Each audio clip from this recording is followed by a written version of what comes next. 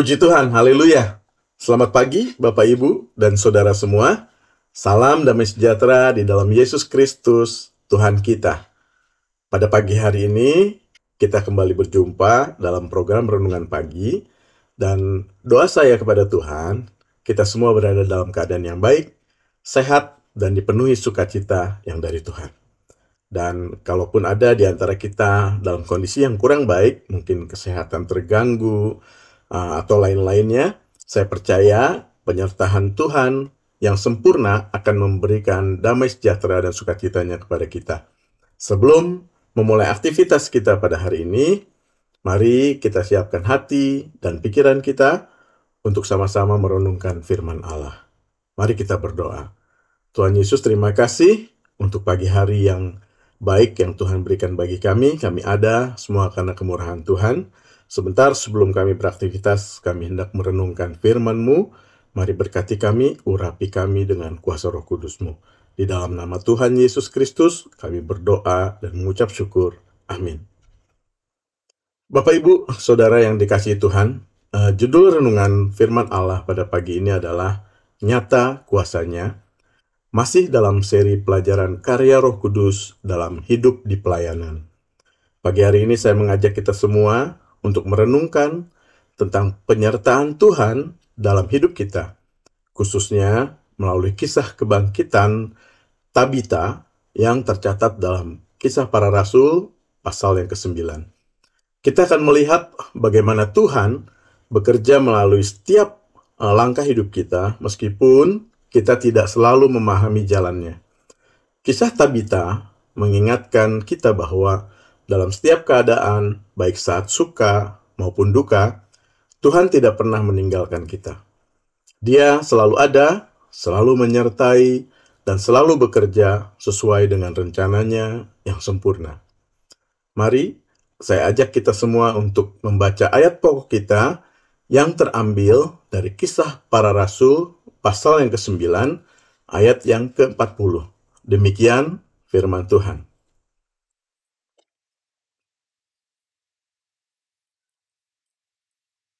Tapi Petrus menyuruh mereka semua keluar, lalu ia berlutut dan berdoa.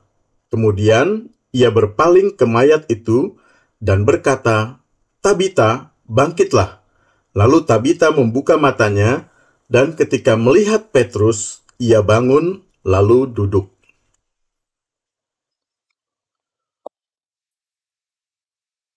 Bapak, Ibu, Saudara yang dikasihi Tuhan, Tabita atau Dorcas dalam bahasa Yunani adalah seorang wanita yang dikenal karena kebaikan hatinya.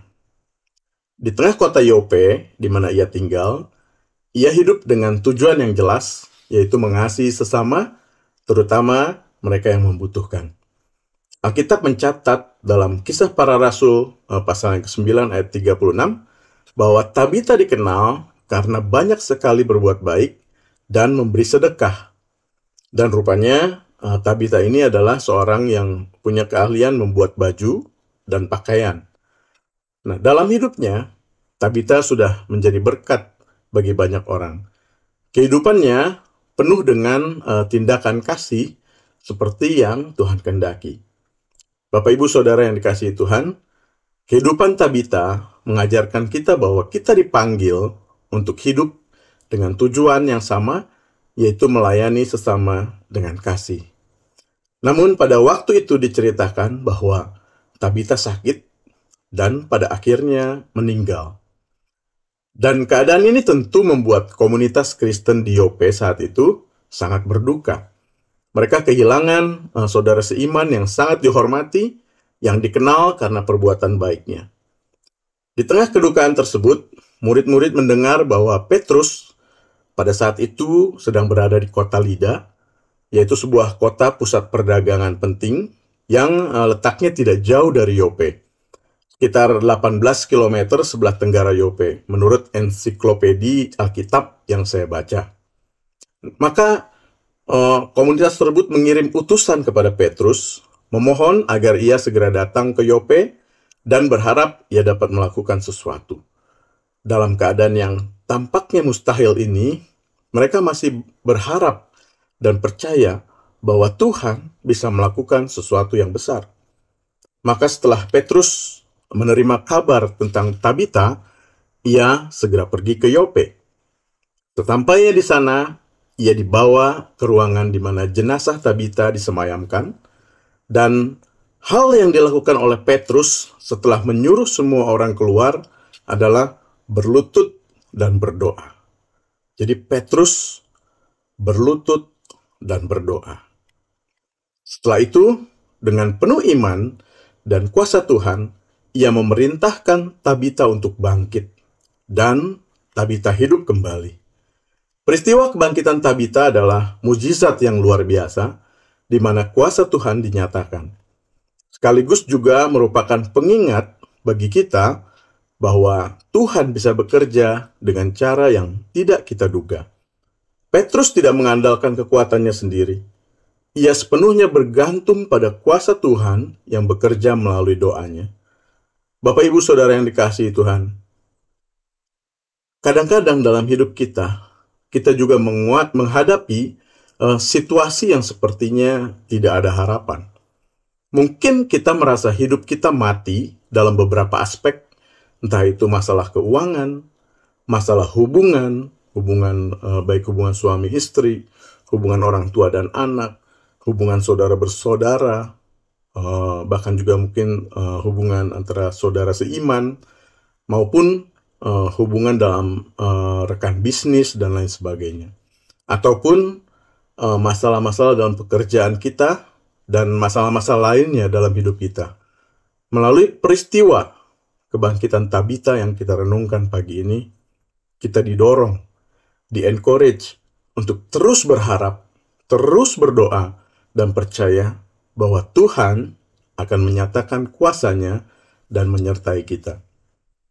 Penyertaan Tuhan berarti Tuhan hadir dalam setiap langkah kita, memberi kekuatan dan penghiburan, bahkan di tengah-tengah kesulitan.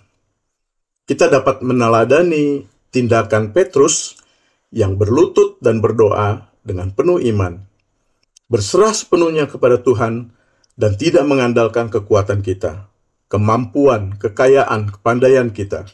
Dan percayalah bahwa Tuhan dapat memakai kita untuk menyatakan kemuliaan-Nya, bahkan dalam situasi yang sulit atau mustahil. Kebangkitan Tabita tidak hanya menyatakan kuasa Tuhan, tetapi juga menjadi saksi bagi banyak orang di kota Yope, dan setelah kejadian itu, banyak orang yang percaya kepada Tuhan karena mujizat yang mereka saksikan. Ini tercatat dalam Kisah Para Rasul, pasal yang ke-9 ayat yang ke-42. Terpujilah Tuhan, kekal untuk selama-lamanya. Amin. Demikian renungan firman Allah pada pagi hari ini. Mari kita berdoa.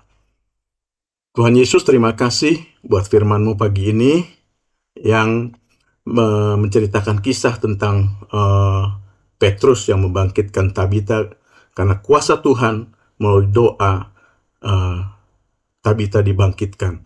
Tuhan Yesus, terima kasih buat firman yang kami pelajari pagi ini. Kami tahu bahwa kuasa-Mu Tuhan nyata dalam kehidupan kami semua. Dan biarlah firman ini Tuhan boleh menjadi rema dalam kehidupan kami, dan ajar kami untuk melakukan kebenaran firman-Mu Tuhan, bahwa kami terus berharap dan bersandar kepada kuasa Tuhan dalam hidup ini. Kepadamu saja ya Yesus. Terima kasih Tuhan Yesus. Kalau ada di antara kami yang sedang mengalami mungkin hal-hal atau masalah-masalah dalam rumah tangga, masalah dalam keuangan, masalah dalam hubungan kami, bahkan masalah-masalah lainnya, kami percaya Tuhan, Kau sanggup untuk menyelesaikannya bagi kami. Terima kasih Tuhan Yesus. Sebentar kami akan memulai aktivitas kami. Berkati kami di sepanjang hari ini, jadikan kami berhasil, dan tetap jadikan kami menjadi orang-orang kepercayaan-Mu ya Tuhan. Terima kasih. Di dalam nama Tuhan Yesus Kristus kami berdoa dan mengucap syukur. Haleluya. Amin. Selamat beraktivitas. Tuhan Yesus memberkati kita semua.